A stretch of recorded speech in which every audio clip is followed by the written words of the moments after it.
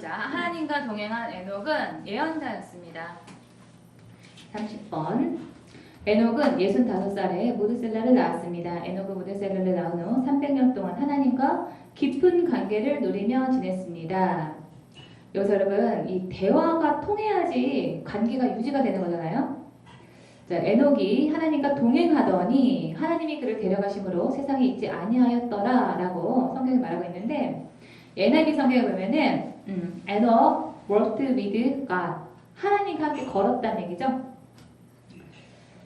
자, 밑에 우리 별표 보겠습니다. 김주영 지사님, 에녹이 하나님과 동행했다는 말 그거 좀 읽어주세요. 에녹이 하나님과 동행했다는 말에 대하여 신학의 설명에 따르면 하나님과 동행한다는 것, 구약의 히브리어 제귀형은 하나님과 함께 앞으로 그리고 뒤로 걸어가는 것을 의미함은 하나님의 존재를 믿고 이 믿음 안에서 매일같이 하나님과 교제함으로써 하나님을 기쁘시게 하는 것. 아울러 하나님은 자기를 찾는 자에게 상 주시기를 기뻐하시는 분임을 믿고 경건하게 사는 것을 가리킨다.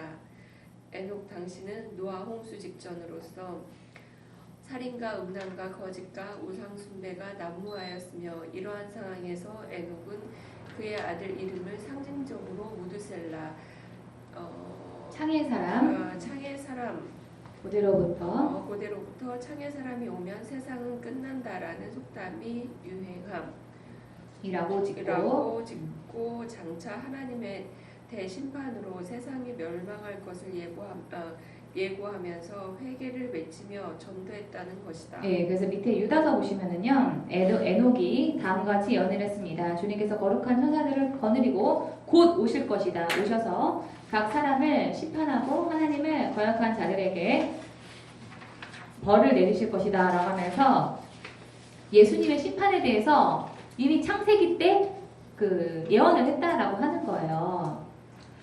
자, 하나님과 동행을 했다라는 그런 평가를 받았던 에녹은 예언자였습니다. 위에 올라가서 2번에 보시면 하나님과 동행한 성경의 사람들은 직업적으로 선지자가 아니더라도 대부분 예언을 했습니다. 여러분, 아브라함의 직업이 뭐예요? 목축업자죠. 이삭의 직업은 뭐예요? 목축도 하고 농경도 했죠. 농사도 지었어요. 농사꾼이었습니다. 자, 야곱의 직업 뭐였어요? 목축업자였죠. 예, 요셉의 직업 뭐예요? 총리였죠. 다윗의 직업 왕이었습니다. 사울 왕의 직업 왕. 다니엘의 직업 총리였어요. 행정부의 총리였습니다. 그 다음에 바울의 직업은 텐트 메이커였습니다. 자, 이렇게 여러분 다양한 직업을 가지고 있었고, 하나님의 사람들은 하나님의 음성을 듣고 예언을 했어요. 31번 보시면 아브라함이 잘 알아둬라. 내 자손은 나그네가 돼서 400년 동안 낯선 땅에서, 이거 이집트 땅에서 고생할 거다. 이런 노예로 살 거다라고 말을 했죠. 그리고 모세를 통해서 이집트 출애굽을 할 것까지도 하나님께서 예언을 하셨어요. 자, 그 다음에 32번 보시면은 위에 올라가서 이제 아브라함이 이제 그런 예언을 했습니다. 소돔과 고모라가 망할 거다. 이런 예언을 하나님이 들은 거죠. 자, 이삭과 야곱은요, 자기 아들들의 삶이 어떻게 될 것인지에 대해서 창세기 보시면 예언을 해놨습니다. 너의 삶은 이렇게 될 거고, 너는 뭐 이걸 이렇게 되고, 이걸 어떻게 되고, 이렇게 다 예언을 해놨다는 거예요. 요셉은 너무나 여러분 잘 알고 계시죠? 가뭄이 들 건지, 풍년이 될 건지를 예언을 했습니다. 다윗 보겠습니다. 32번에.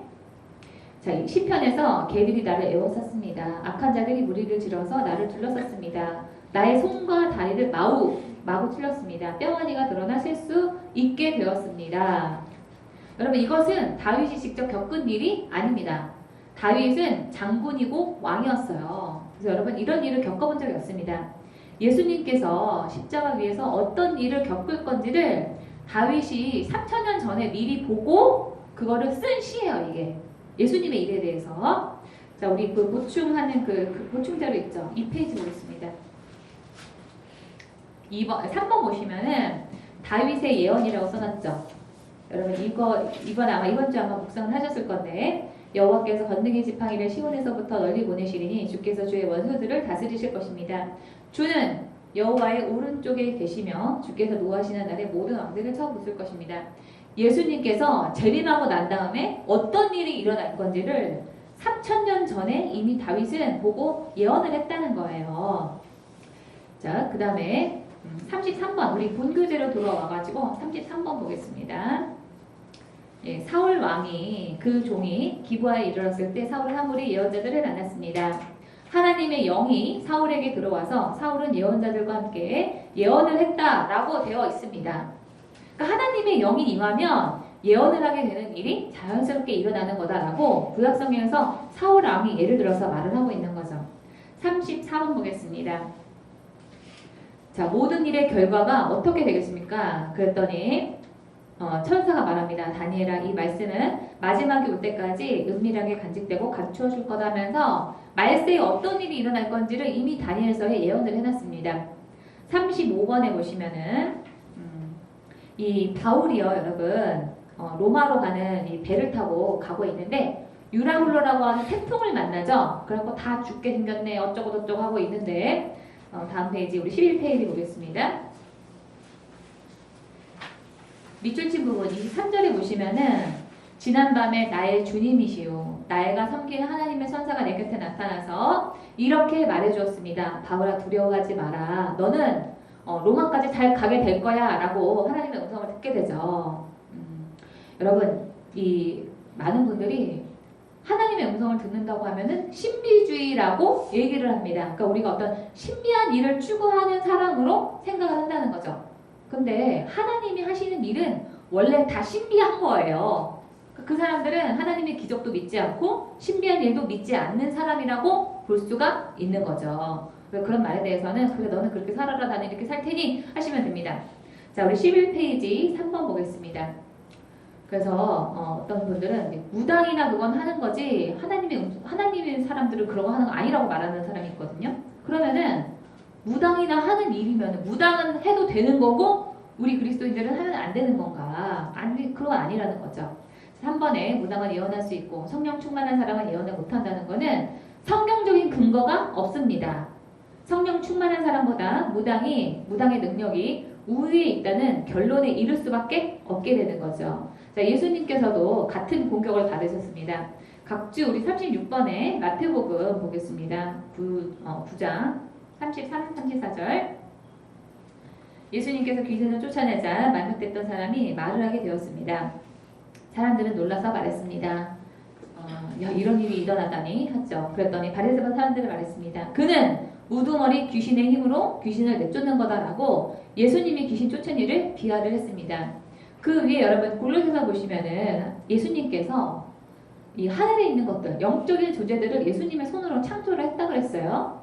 그리고 이 사도행전에 보시면은 귀신 들린 그 무당 귀신 들린 그런 존재를 이 바울이 물러가라 하니까 그 무당 귀신이 떠나간 그런 일이 점치는 귀신이 떠나간 그런 일이 있었죠. 그래서 여러분 성령 충만한 사람이 예언을 하는 것과 이 귀신을 쫓아내고 이렇게 하는 일은 무당이 하는 일과는 엄연히 다른 일이다라고 하는 것입니다. 다음 페이지 보겠습니다. 12페이지에 각주의 네 번째 줄 보겠습니다. 자, 예수님께서 인자를 32절에 보시면 인자를 거슬러 말하는 사람은 용서를 받겠으나 예수님을 거슬려서 예수님의 뜻을 거슬러서 말하는 사람은 용서를 받지만 성령을 거슬러서 말하는 사람은 그러니까 성령님의 그 하시는 그 일을 부정하는 그 사람은 이 세상에서도 오늘 세상에서 용서를 받지 못할 거다라고 예수님께서 말씀을 하셨어요. 그러니까 우리가 성령님이 하시는 일에 대해서 가타부타 이게 옳다 그러다 얘기할 만한 우리는 여러분 그런 주제가 되지가 않습니다. 자, 위에 올라가서 4번에 보시면 바울은 성경에서 예언하라고 했어요. 믿는 사람들은 예언을 해야 된다고 했습니다. 37번에 사람을 추구하며 신령한 것들을 사모하는 영적인 그런 신비한 일들을 사모하라는 거예요.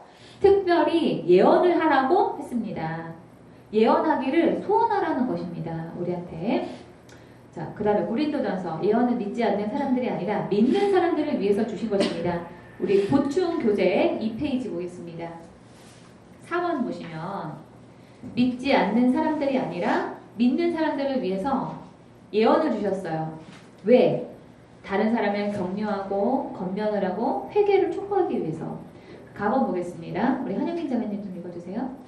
그러나 모두가 예언을 말하고 있으면 간 믿기 시작한 사람이나 믿지 않는 사람이 들어와서 듣고 그 모두에게 질책을 받고 심판을 받아서 그 마음속에 숨은 일이 드러나게 됩니다. 그래서 그는 엎드려서 하나님께 경배하면서 참으로 하나님께서 여러분 가운데 계십니다고 환히 말할 것입니다. 우리가 예언을 하게 됨으로써 회개를 촉구하고 그 사람이 뭘 해야 될 건지를 말을 해줄 수 있다는 거죠. 자, 나번 보겠습니다. 이게 이제 부자와 나사로의 그 얘기 중에 하나인데요. 이 부자가 아브라함한테 이렇게 요구를 하죠. 죽은 나사로를 다시 땅에서 부활시켜가지고 자기 믿지 않는 형제들한테 가가지고 절대로 지옥에 오면 안 된다고 얘기를 해주라는 거예요. 그랬더니 30절에 보시면 부자는 대답했다. 아닙니다. 아브라함 조상님, 죽은 사람들 가운데서 누가 살아나서 그들에게로 가야만 기적을 봐야지만 회개할 거다라고 얘기를 해요. 여러분, 우리 사람들의 관점은 그렇죠. 기적을 보면 사람이 변할 거라고. 그런데 하나님은 그렇게 말하지 않습니다. 모세와 예언자의 말을 듣지 않는다면, 그러니까 성경에 그 말을, 그런 경고를 듣지 않는다면, 하나님이 우리한테 성경 주셨잖아요. 그렇지 않으면은 죽은 사람들 가운데 누가 살아난다고 해서 그들을 믿지 않을 것이다. 그래서 여러분, 예언이라고 하는 것은 하나님이 하시는 놀라운 일이잖아요. 근데 그 예언을 믿지 않는 사람이 아니라 믿는 사람에게 줬다는 거는 들을 많은 사람만 듣고 변화가 되라는 얘기예요. 그러니까 성경은 여러분, 들을 마음의 준비가 안 된 사람에 대해서는 말을 하고 있지 않습니다. 정리가 되셨어요? 그래서 왜 이렇게 이 예언에 대해서 믿지 않는 사람이 아니라 믿지 않는 사람한테 예언을 해줘야 되는 거 아니야 라고 우리가 생각할 수 있지만, 성경의 그런 기본적인 관점은 뭐냐면은 안 믿는 사람은 뭘 해도 안 믿는다 이거예요. 한마디로 말하면 기적을 봐도 마음에 본인이 들을 만한 준비가 안 돼 있으면 기적도 소용이 없다라고 하는 것이 성경적인 관점이에요. 그래서 예언을 믿는 사람을 위해서 하나님께서 주셨다라고 하는 것은 들을 게 있는 사람들은 듣고 자기가 써먹을 수 있다는 거죠. 정리가 되셨습니까? 자, 그 다음에 37번에 데살로니가 전서 5장 19, 20절 보시면 성령님께서 일하시는 것을 막지 말고 예언의 말씀을 하찮게 생각하지 말라고 하잖아요. 예언도 하라고 하고 하찮게 생각하지 말라고 예언의 중요성에 대해서 얘기를 하고 있습니다. 성경에서는. 5번 보겠습니다. 동그라미 5번. 바울은 믿는 사람들이 모일 때 계시가 있을 거라고 말을 합니다. 그러니까 하나님이 주시는 특별한 뜻을 사람들이 모인 가운데서 알 수가 있게 된다는 거예요. 38번 보겠습니다. 여러분이 함께 모일 때 어떤 사람은 찬송할 것이고 어떤 사람은 가르칠 것이 있고 어떤 사람은 계시가 있고 방언도 있고 통역하는 일도 있을 것입니다. 자, 그러나 이 모든 것은 그 외의 덕이 되게 하십시오 라고 되어 있는데요. 이 믿는 사람, 저는 이 말이 정말 100% 이해가 갑니다. 이게 뭐냐면은 제가 하나님의 음성 듣기 교육을 하고요.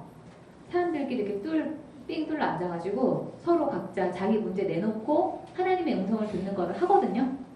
제 강의를 듣고 나는 사람들은요. 그러면은 하나님이 그 사람한테 말하는 게 이 퍼즐 맞추듯이 각자 듣는 게 다 동일한 거를 경험을 하게 됩니다.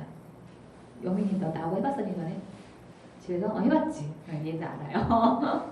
하나님이 어떤 생각을 할지 각자 삥 둘러 앉아가지고 그 일에 대해서 만약에 김요한 집사님 어떤 문제를 내가 뭐 직장에서 이런 문제가 있습니다 이러면은 각자 하나님의 음성을 듣는 거예요. 그러면은 하나님이 이렇게 말씀해 주십니다라고 말씀드려요. 그러면은 말이 조금 다 다른 것 같은데 다 비슷한 말을 하고 맞춰보면은 다 맞는 그런 일을 경험을 하게 되거든요.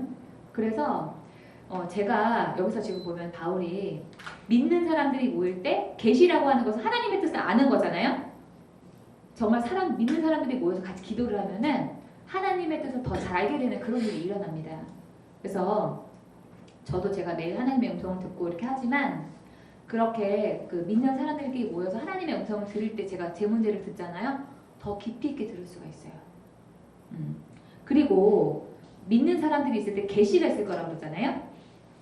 교회에서 여러분이 예배 드릴 때 하나님의 음성이 더 잘 들리는 것을 아마 경험을 하게 됩니다. 저는 예전에는 그거를 아예 좀 의식을 안 하고 있었어요. 예배를 드릴 때 그냥 예배를 드리니까 예배 시간인가 보다 참석을 했는데 이렇게 믿는 사람들이 모일 때 계시가 있을 거라고 그랬어요. 하나님의 뜻을 알게 되는 일이 일어날 거라고 그랬잖아요. 그래서 예배를 드릴 때 하나님의 음성을 더 잘 들을 수가 있어요. 그래서 저는요, 제가 예전부터 써먹은 방법이 뭐냐면은 어떤 기도의 제목이 있을 때, 내가 고민하는 일이 있을 때 일주일 동안 그 문제를 위해서 응답을 달라고 기도를 합니다. 그러면 특별히 주일날 예배 드릴 때 하나님이 응답을 주세요. 그 문제는 이렇게 해결될 거니까 너는 이 문제에 대해서 이렇게 하고 있으면 된다라고 하나님께서 찬양 중에 설교 중에 또 예배 마치기 전까지 하나님께서 그 문제에 대해서 응답을 해주시는 것을 제가 여러 번 경험을 했습니다. 그래서 여러분께서 어떤 마음에 소원이 있으면은 이 말씀을 이용을 하셔서 사람이 모일 때, 그럴 때 하나님의 음성 듣기를 더 강구해 보세요. 그러면 본인이 혼자 골방에서 하나님의 음성을 들으려고 할 때보다 예배 가운데 하나님이 더 말씀을 해주시는 것을 더 아마 깊이 있게 경험해 주시는 것을 아마 여러분이 경험하게 되실 거예요. 저는 그거를 제가 처음으로 이 사실을 제가 처음 알게 된 계기가 뭐냐면은 대학교 들어갈 때 제가 저희 어머니가 계속 이렇게 하나님 음성 듣고 뭐 이런 건 제가 봤지만 엄마한테 하나님의 음성은 이렇게 듣는 거야라고 가르침을 받아본 적이 없는 거예요. 대학교 들어가기 전까지. 그래서 저는 저희 엄마처럼 그렇게 매일 기도 열심히 하는 사람은 하나님 음성 듣는 거라고 생각을 했거든요. 근데 제가 그때 어떤 걸 고민을 했냐면은 과를 어디를 갈까? 학과. 저는 그때는 법대를 가고 싶었는데 저희 엄마는 사범대 들어가기를 원하셨거든요. 그래서 진짜 골 때리게 대학을 저는 그때 4군데를 제가 지원을 했는데 한 군데가 법대가 되고 한 군데가 사범대가 된 거예요. 2군데 떨어지고. 그럼 어떻게 사범대 갈 건지 법대 갈 건지 빨리 결정을 해서 이제 대학교를 이제 등록금을 내야 되는데 어떻게 해야 될지 모르겠는 거예요. 그래서 계속 고민을 하는데 예배 시간에 하나님이 저한테 찬양할 때 알려주시는 거예요. 법대를 가라고. 그래서 제가 법대 갔잖아요. 그 법대를 갔는데 법대를 가면은요, 이 사회학과 선생님이 될 수가 있습니다. 그래서 제가 한번 좀 생각을 해볼까 싶어가지고 교육학과 수업을 제가 들었어요. 복수 전공을 할까 해가지고 들었는데 도대체 뭔 말인지 못 알아듣겠는 거예요. 이게 공부라고 해서 다 맞는 공부가 아니야. 적성에 맞는 공부가 따로 있다라고 하는 사실 제가 그때 딱 처음 알았습니다. 근데 저는 그 공부를 아주 잘한 건 아니었지만 그게 되게 저한테 적성에 맞아, 제 성격에 맞은 거예요. 그 공부가. 그러니까 하나님이 저를 너무 잘하시는 거죠. 그랬고 그 다음에 지금 와서 이렇게 생각을 해보니까 이 법이라고 하는 것은 그 법조문 그 단어 하나하나를 어떻게 해석하는가 그거가 그 공부하는 거잖아요. 성경이 딱 그런 거예요. 성경 한 구절을 하나하나씩 해석을 하는 거잖아요. 근데 그게 이 법하고 굉장히 이게 맞는 거예요. 그래서 유명한 신학자들 있잖아요. 루터, 칼빈 이런 사람들 거의 대부분 처음에 법 공부했던 사람들입니다. 그리고 저는 지금 성경 보는 게 너무너무 재밌는 거예요. 그러니까 이 적성이 딱 맞고 이거를 누가 알겠습니까? 하나님께서는 말씀해 주시죠. 제가 예배 시간에 그때 하나님 너무 듣고 그 법대를 제가 들어갔는데 지금까지도 후회가 없어요. 그렇습니다. 그래서 여러분 예배 가운데 하나님의 음성을 듣는 거를 소원을 해주세요. 하나님의 음성을 더 잘 들을 수 있을 겁니다. 특별히 사람들이 모일 때. 자, 38번 했고 우리 위에 올라가서 6번 보겠습니다. 불완전한 존재인 인간이 완전하신 하나님한테 묻는 일은 아주 당연한 일입니다. 우리는 여러분 모든 일을 다 알 수는 없어요. 우리는 인간은 한계가 있습니다. 제가 지난 시간에 왜 그 서울랜드에 가족들하고 놀러 가는 걸 하나님 허락을 안 받고 갔다가 화장실 그 서울랜드 그 입구에서 화장실 변기에다가 핸드폰을 빠뜨려갖고 고장냈다고 말씀드렸잖아요. 근데 그러고 그거를 이제 다시 그 다음날 바로 제가 서비스센터 갔어요. 그랬더니 그 서비스센터 기사가 이게 뚜껑을 딱 열어가지고 보여주는데 뭐 이렇게 까맣게 탄 데를 보여주더라고요. 여기 탔다고. 그러면서 이거는 고쳐도 뭐 20몇만 원이니까 뭐 얼마가 나와가지고 차라리 새로 사는 게 낫다는 거예요. 고쳐도 어차피 계속 또 고장이 날 거다라고 차라리 하나 새로 사세요 이렇게 얘기하더라고요. 그래서 제가 와가지고 또 하나님께 물어봤죠. 여러분 이 아까 제가 왜 그 기독교적인 세계관과 샤머니즘적 세계관에서 샤머니즘적인 사고방식으로 이 하나님의 음성을 듣는 거를 이해를 하시는 분은 아마 이렇게 할 거예요. 하나님이 나한테 서울랜드 가지 말라고 했는데 핸드폰이 변기에 빠지는 일이 일어났어. 그럼 그걸 운명적으로 받아들이겠죠. 벌이라고 생각을 할 겁니다. 근데 여러분 우리는 그렇지가 않아요. 하나님과 우리는 인격적인 관계이기 때문에 전 하나님한테 그걸 물어봤어요. 이 핸드폰 어떻게 할까요? 물어봤어요. 근데 지금 그 핸드폰이 액정이 안 나오는 거예요. 까맣게 돼가지고. 그래서 소리만 나는 거예요. 전화가 오는지 누구한테 왔는지도 몰라. 그래갖고 그냥 받기만 제가 하고 걸지도 못하고 그랬거든요. 그래서 하나님 액정이 안 나오는데 어떡할까요? 그랬어요. 근데 하나님 저한테 기다려보라는 거예요. 바꾸지 말고 새 핸드폰으로 바꾸지 말고 기다려보라는 거예요. 그래서 제가 기다렸잖아요. 일주일 지나니까 정상 작동이 되는 거예요. 그리고 그 이후로부터 1년 반 동안 이후에도 쓰다가 다른 새 폰으로 바꿨거든요. 그 바꿀 때도 망가져서 바꾼 게 아니고 다른 더 좋은 폰이 나와서 그래서 제가 바꾼 거예요. 지금도 여러분 제가 그거 집에 다 있거든요. 그 여러분 그런 것들을 어떻게 다 세세하게 하겠어요. 여러분께서 그래서 뭐든지 그냥 궁금하면 물어보세요. 여러분 하나님한테 그런 일들을 경험을 할 수가 있습니다. 간증이 특별한 게 간증이 아니에요. 그런 게 다 간증인 거지. 갑주리 39번 보겠습니다. 욥기서 우리는 다만 갓 태어난 사람 같아. 하나님이 보실 때 여러분 우리는 그냥 갓 태어난 아기와 같아. 그래서 아는 것이 없고 그렇습니다. 근데 여러분 아주 어린 아이가 우리한테 뭐 이모 이렇게 어떻게 해야 돼? 뭐 아니면 엄마 어떻게 해야 돼? 여러분 물어보면 여러분 어떻게 너는 그것도 모르니? 그럽니까? 아니죠. 세세하게 그 아이의 수준에 맞춰서 이해할 수 있게 얘기를 하잖아요. 하나님도 마찬가지라고 하는 사실이에요. 네, 그 다음에 우리 로마서 밑에 좀 내려가서 로마서 1장 22절 인간은 스스로 똑똑한 채 하지만 실상은 어리석습니다. 하나님이 보실 때 우리의 존재가 그렇다는 거예요. 그래서 어떻게 해야 되겠어요? 물어봐야 되겠죠? 야고보서 온갖 좋은 선물과 모든 안전한 은사는 위에서 곧 비틀어지신 아버지께로부터 내려옵니다. 아버지께서는 이러저러한 변함이나 훼손하는 그림자가 없으십니다. 여러분 사람이 만든 것은 사람이 구하는 것은 빛이 있으면 그림자가 있습니다. 여러분 약도요. 건강식품 외에 우리 어떤 치료 목적으로 먹는 그 약은요. 제가 어떤 책에서 보니까 한 가지 좋은 점이 있으면 100가지 나쁜 점이 있다고 하더라고요. 독이 있어요. 빛이 있으면 어둠이 있습니다. 우리가 편하게 타고 다니기 위해서 차를 사용을 하고 있지만 네온이 나오잖아요. 그러니까 사람이 만든 모든 것들은 빛과 그림자가 공존해. 그러나 하나님이 하시는 것은 빛과 그림자가 없습니다. 그래서 여러분 가장 선하신 하나님께 물어보는 것은 당연하다. 고린도전서 1장 25절 하나님의 어리석음이 사람보다 지혜롭고 하나님의 약하심이 사람보다 강하니라. 여호와께서 지식을 주시고 그분으로부터 지혜와 총명이 나오기 때문이다. 다음 페이지. 명철한 사람의 마음은 지식을 찾지만 미련한 사람의 입은 어리석음을 즐긴다. 미련한 사람의 손에 돈이 있은즉 배울 마음이 없으니 어찌 지혜를 얻겠느냐. 여러분 그래서 우리는 하나님한테 늘 배우려고 해야 돼요. 물어보고 가르침을 받고 하려고 해야 된다는 거죠. 미련한 사람은 명철을 좋아하지 않으며 오직 자기 의견만을 내세운다. 미련한 사람 특징이 고집이 세다는 거예요. 다른 사람 말을 듣지를 않아. 어리석은 사람의 모습인 거죠. 자기의 생각만을 신뢰하는 사람은 미련한 사람이지만 지혜롭게 사는 사람은 하나님한테 물어서 구원을 받을 것입니다. 그래서 여러분 우리가 하나님한테 음성을 듣고 그 인도를 따라 사는 거는요. 우리의 인생을 가장 효율적으로 사는 방법이라고 할 수가 있어요. 자, 우리 욥기서 보겠습니다. 우리 김요한 집사님 욥기서 21장 14절 말씀 좀 읽어주세요. 악한 자들은 자기들을 그냥 좀 내버려 두라고 하나님께 불평을 한다. 이렇게 살면 되지 하나님의 뜻을 알 필요가 무엇이냐고 한다. 전능하신 분이 누구에게 그를 섬기며 그에게 기도한다고 해서 무슨 도움이 되겠느냐고 한다.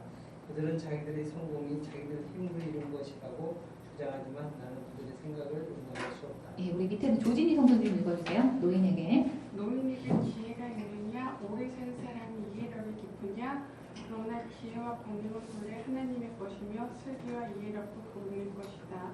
하나님이 헐어버리시면 세울 자가 없고 그분이 사람을 가두시면 풀어줄 자가 없다. 하나님이 물길을 막으시면 땅이 곧 마르고 물길을 터놓으시면 땅을 송두리째 삼킬 것이다. 능력과 지혜가 그분의 것이니 속는 자와 속이는 자도 다 그분의 통치 아래 있다. 네, 그 다음에 고린도전서 말씀 한영민 자매님 좀 읽어주세요. 아무도 자신을 속이지 말라. 너희 중에 누구든지 이 세상에서 지혜 있는 줄로 생각하거든 어리석은 자가 되라. 그리하여야 지혜로운 자가 되리라. 이 세상 지혜는 하나님께 어리석은 것이니 기록된 바 하나님은 지혜 있는 자들로 하여금 자기 꾀에 빠지게 하시느니라 하였고 또 주께서 지혜 있는 자들의 생각을 헛것으로 아신다 하셨느니라. 지혜로운 사람들은요, 자기 지혜를 믿고 하나님한테 물어보지 않습니다. 내가 할 만하면 하나님을 의지하지 않는 게 바로 인간의 본성인 거예요. 자, 야고보서 여러분 가운데 누구든지 지혜가 부족하거든 모든 사람에게 아낌없이 주시고 나무라지 않으신 하나님께 구하십시오. 그러면 받을 거라고 했잖아요. 그래서 여러분께서 하나님이 나한테 이런 것도 대답을 해주실까? 나는 제한을 두지 말고 다 물어보세요. 그냥 무조건 물어보세요. 하나님 어떻게 하면 좋을까요? 그렇게 물어보는 것부터 시작을 하시기 바랍니다. 자, 위에 올라가서 동그라미 7번에 하나님은 직통 계시뿐만이 아니라 다양한 방법으로 말씀을 해주세요. 예배 중에, 기도 중에 불현듯 떠오르는 그런 생각이나 감동을 주시기도 하고 마음의 소원을 주시기도 하고 성경 묵상 중에서 또 환경을 통해서 사건을 통해서 사람의 말 등으로 여러 가지 방법으로 말씀을 하십니다. 그래서 우리가 그런 것들 가운데에서 하나님의 음성인 것을 우리가 계속 받아들이려고 하셔야 된다는 거예요. 가능성을 열어두고 내가 하려고 하는 거하고 안 돼! 라고 생각을 하고 아예 안 하는 거하고는요 완전히 다른 겁니다. 각주 우리 40번 보겠습니다. 자, 그런데 우리가 여러분 주의할 게 있어요. 직통 계시로만 하나님의 뜻을 아는 것은 무속 신앙으로 흐를 수 있고 독선적인 신앙으로 변질될 우려가 있기 때문에 성경 묵상을 반드시 하라고 제가 말씀드리는 겁니다. 그래서 성경 묵상을 안 하는 음성 듣기는요 매우 위험해. 시험될 가능성이 굉장히 큽니다. 그래서 우리가 여러분 음성을 들으려면 반드시 성경 묵상을 하는 상태에서 음성을 들어야 돼요. 그래서 저는 음성 듣기 하시는 분들한테 성경 묵상 안 하려면은 음성 듣기도 하지 말라고 말씀드립니다. 왜? 시험에 빠지는 경우가 너무 많기 때문에. 자, 우리 각주 41번. 우리가 하나님께 끊임없이 감사하는 것은 여러분이 우리에게서 하나님의 말씀을 받을 때 사람의 말로 받아들이지 않냐고. 그러니까 설교를 들을 때 아, 저거는 목사님이 하시는 말이지 이렇게 그렇게 하는 게 아니고 하나님의 말씀으로 받아들였기 때문입니다. 라고 합니다. 여러분 이 다윗도요. 하나님의 음성을 듣는 사람이었어요. 여러분 이 성경을 통해서 알고 계시죠? 그런데 다윗도 하나님이 자기한테 하는 말만 이 100% 자기가 수용을 했던 것이 아니라 선지자가 하는 말도 하나님의 말로 받아들이고 했던 그런 사람이었습니다. 이 부분 넘어가겠습니다. 다음 페이지.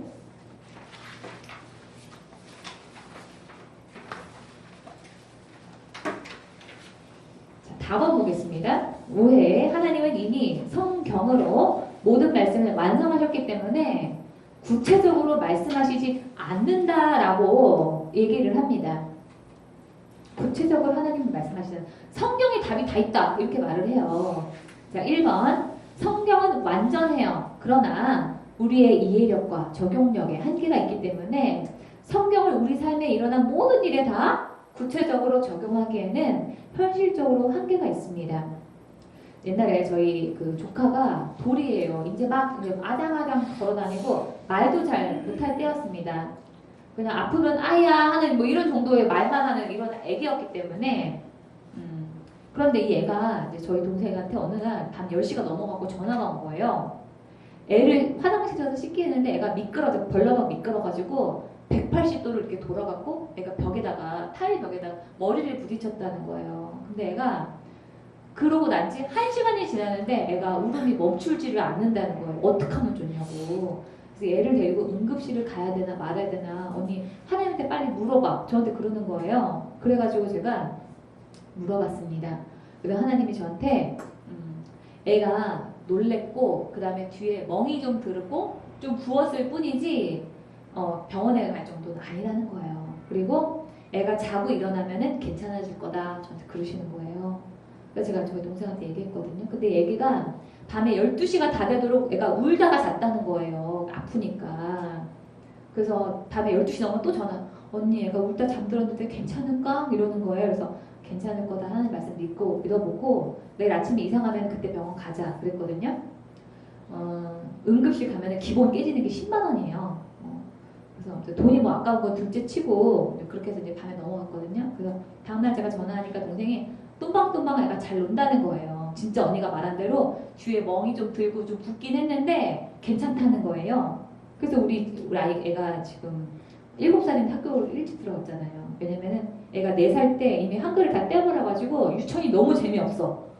그러니까 그때는 애가 머리가 병신되는 거 아닌가 어쩐가 하룻밤 안 해도 얼마나 고민을 많이 했겠습니까? 근데 여러분 그런 일들, 그런 세세한 일들을 다 어디 가서 성경에서 응답을 받을 거예요. 그렇잖아요?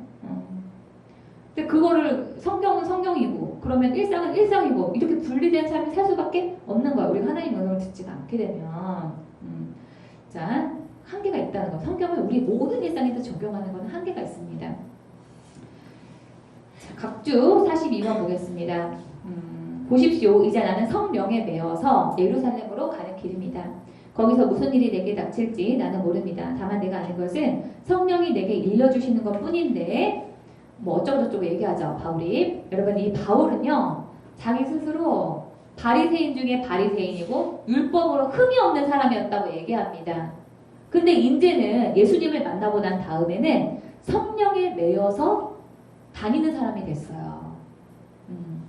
예전에는 율법에 매여서 뭘 하고 하지 말고 이런 삶을 살았지만은 이제는 미리 내 삶의 그 끝까지는 내가 잘 알지를 못하지만 내가 그 가는 과정 가운데서 성령의 인도를 살아가고 있다라고 하는 것을 이 사도행전에서 말을 하고 있다는 거죠.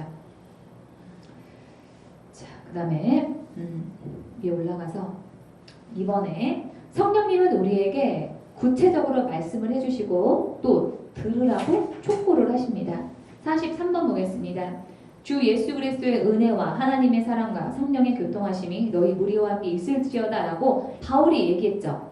바울이 여기 AMP 성경에 보면은 성령의 교통하심이 무엇인가에 대해서 팔로우십이라고 돼서 교제하는 거라고 나와 있거든요. 그럼 그 교제는 뭔가 the communication 의사소통하는 거죠. and sharing together 함께 나누는 거예요. and 그리고 participation 성령님이 우리 삶 가운데 개입하시는 겁니다. 관여를 하신다는 거예요. 그게 바로 성령의 교통하심입니다. 교회를 오래 다니신 분들도 성령의 교통이 뭐예요? 라고 물으면 대답을 확실하게 하시는 분들이 없어요. 그래 여러분께서 이제는 저희 이제 강의 들으셨으니까 성령의 교통이 뭐냐고 물어보면 할 말이 있겠죠? 성령님과 대화하는 거야. 한마디로 말할 수가 있는 겁니다. 자, 간섭, 개입하심. 우리의 생활 가운데 하나님께서 개입을 하신다는 거죠.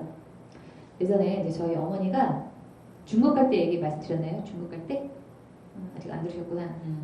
워낙 간증이 너무 많아가지고 할 게 너무 많아. 근데 그거 얘기를 하려면은 몇 번 멋지게 다음에서도 못할 것 같아.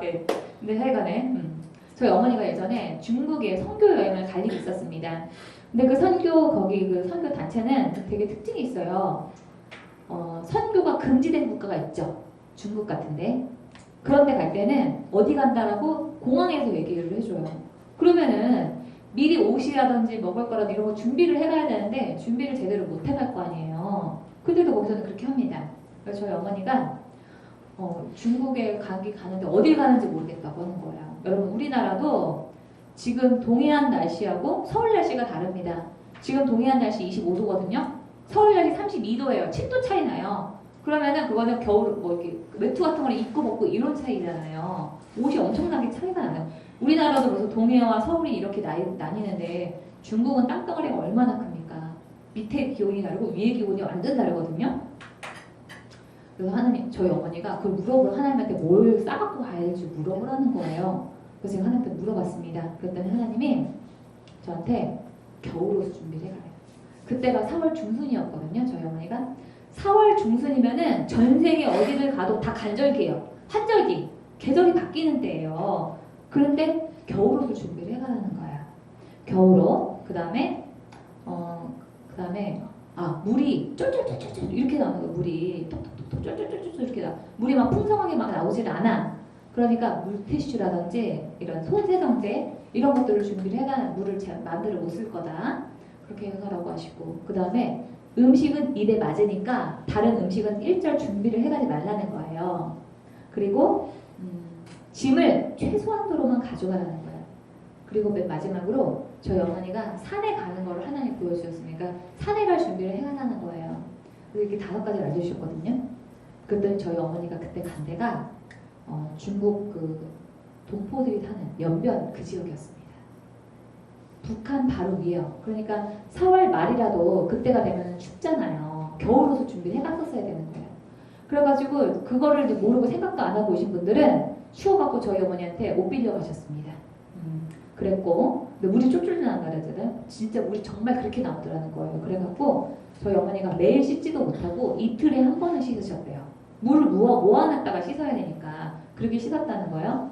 그리고 조선 동포들이 사는 데니까 음식은 당연히 맞겠죠. 그 다음에 네 번째 뭐였죠? 짐을 조금만 갖고 가라고 그랬잖아요. 그 당시만 하더라도 공안들이 사람들이 짐을 크게 싣고 가면은요 거기 안에 뭐 들어가고 열어보라고 그러는데요. 근데 거기서 만약에 전도 책자라든지 이런 그런 전도와 관련된 그런 물품이 나오면은 걸린다는 거예요. 그럼 추방될 수도 있고 문제가 생길 수가 있습니다. 그래서 저희 어머니가 짐을 정말 조금만 갖고 가게 잘했던 거예요.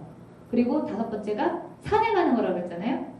산기도 하신 거예요. 그래서 산에 올라가가지고 북한 땅을 바라보면서 산기도를 하셨다고 하더라고요.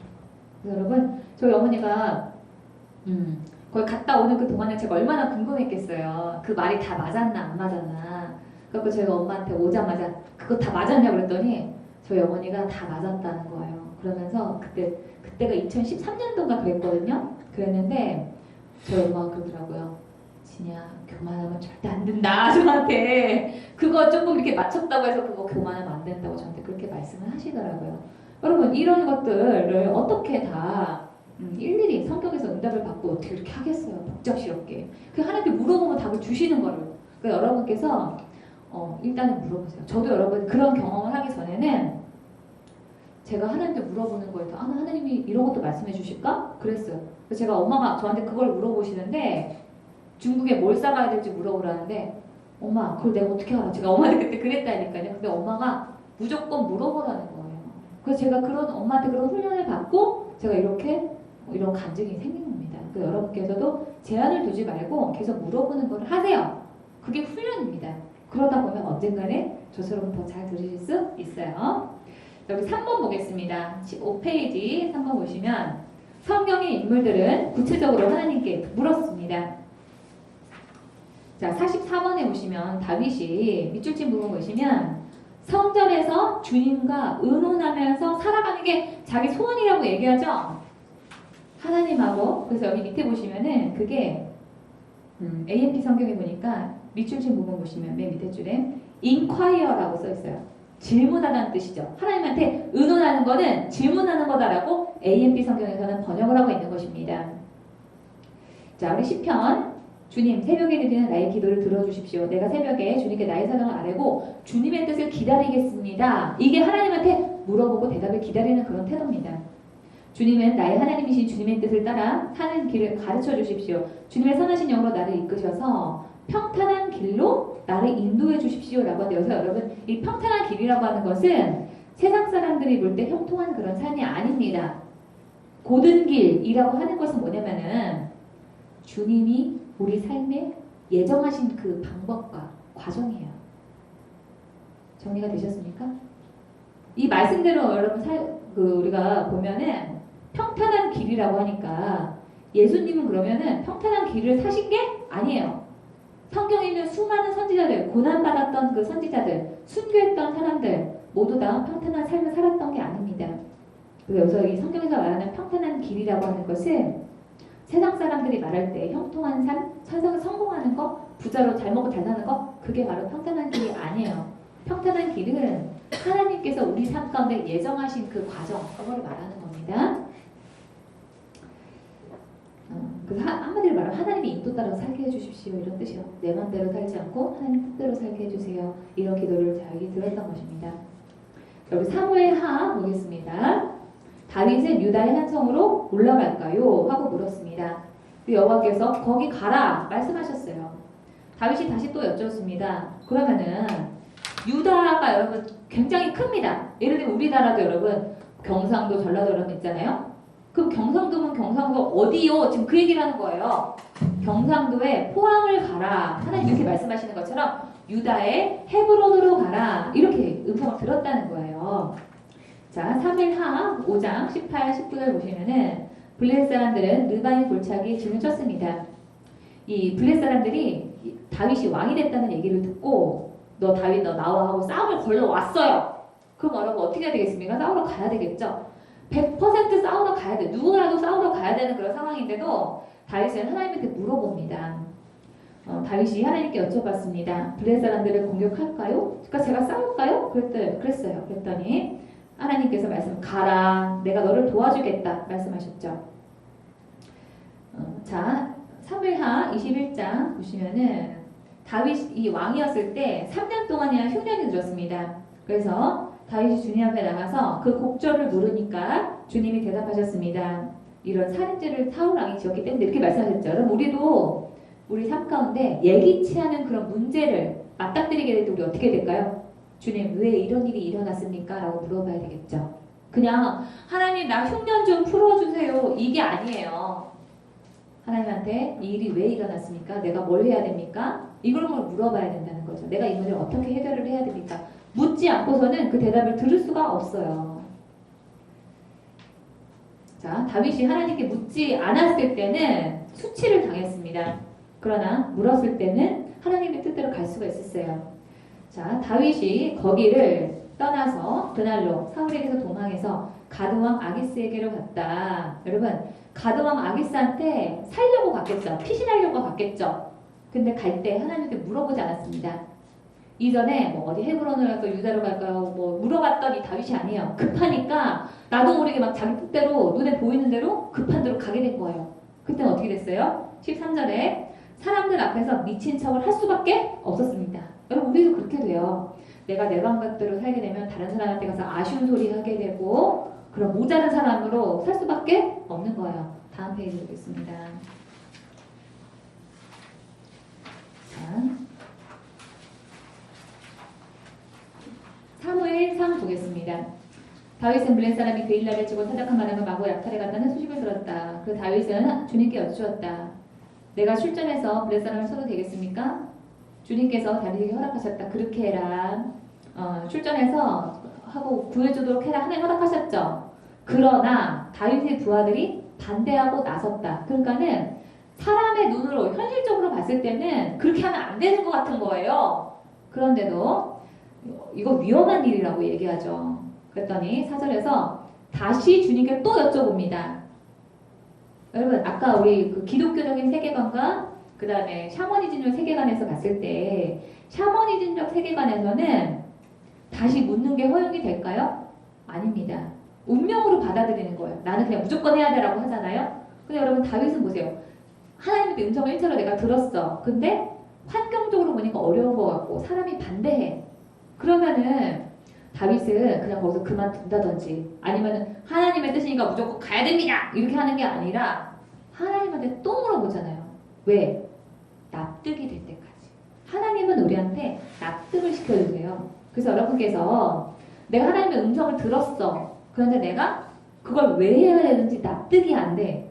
그거는 아직 여러분이 하나님의 음성을 제대로 들은 게 아니에요. 그게 바로 분별하는 겁니다. 정리가 되셨어요? 내가 납득이 안 되는 거는 아직 하나님의 음성을 제대로 안 들었거나 두 번째는 그게 하나님의 음성이 아니거나 둘 중에 하나예요. 그래서 여러분은 반드시 하나님의 음성을 들을 때는 왜라고 물으셔야 돼요. 자, 그러니까 이 다윗도 하나님께 물어봤는데 하나님이 하라고 했는데 사람들의 반대가 있으니까 납득이 안 되는 거예요. 다시 또 물어보잖아. 자, 그랬더니 하나님께 똑같이 말씀을 하십니다. 그래서 그걸 이제 하나님의 확증으로 받아들이고 아 그래 하나님 뜻대로 하겠다고 갔죠. 그랬더니 5절에서 그들을 크게 물리쳤고 정말 하나님이 말씀하신 대로 이겼어요. 자, 그 다음에 우리 중략 7절부터는 우리 조진희 선생님 좀 보여주시겠어요? 한편 다윗이 그릴라에 들어왔다는 소식이 사울에게 전해지니 사울이 외쳤다. 이제는 하나님이 그 자를 나의 손에 넘겨주셨다. 성문과 빗장이 있는 성소로 들어갔으니 도관에 든 쥐다. 그래서 사울은 군대를 소집하여 그릴라로 내려가서 다윗과 그의 부하들을 포위하게 하였다. 다윗이 하나님께 아뢰었다. 주 이스라엘의 하나님, 사울이 나를 잡으려고 그릴라로 와서 이 성읍을 멸망시키도록 결심하였다는 소식을 이 종이 확실하게 들었습니다. 그릴라 주민이 나를 사울의 손에 넘겨주겠습니까? 이 종이 들은 소문 그대로 사울이 내려오겠습니까? 주 이스라엘 하나님, 이 종에게 대답하여 주십시오. 주님께서 대답하셨다. 그가 내려올 것이다. 다윗이 다시 한번 여쭈었다. 그릴라 주민이 정말로 나를 나의 부하들과 함께 사울의 손에 넘겨주겠습니까? 주님께서 대답하셨다. 여러분 여기 한번 보세요. 여러분 하나님께서는요, 야, 한 번 말했으면 한 방에 알아들어야지 또 물어볼래? 여러분 하나님이 이렇게 하지 않으십니다. 사람과 같지 않아요. 다시 또 물어보면 다시 또 말씀해 주시는 분이 바로 하나님입니다. 그 다음에 읽어주세요. 어디까지? 네, 13절부터 좀 읽어주세요. 그래서 다윗은 600명쯤 되는 부하를 거느리고 그일라에서 벗어나 떠돌아다녔다.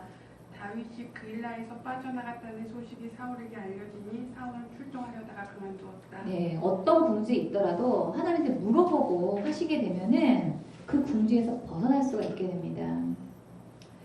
자, 밑에 우리 하박국 선지자 보겠습니다. 주께서 내게 무슨 말씀을 하실지 기다리겠습니다. 내가 호소하는 것에 대해서 주님께서 어떻게 대답하실지 음성 듣는 거 기다리겠다고 얘기하잖아요. 자, 위에 올라가서 4번 보겠습니다. 주님께 묻지 않고 행하는 것은 인본주의, 죄입니다. 이 부분은 좀 설명할 부분이 많기 때문에 우리 한 10분만 좀 쉬었다가 다시 또 강의하겠습니다.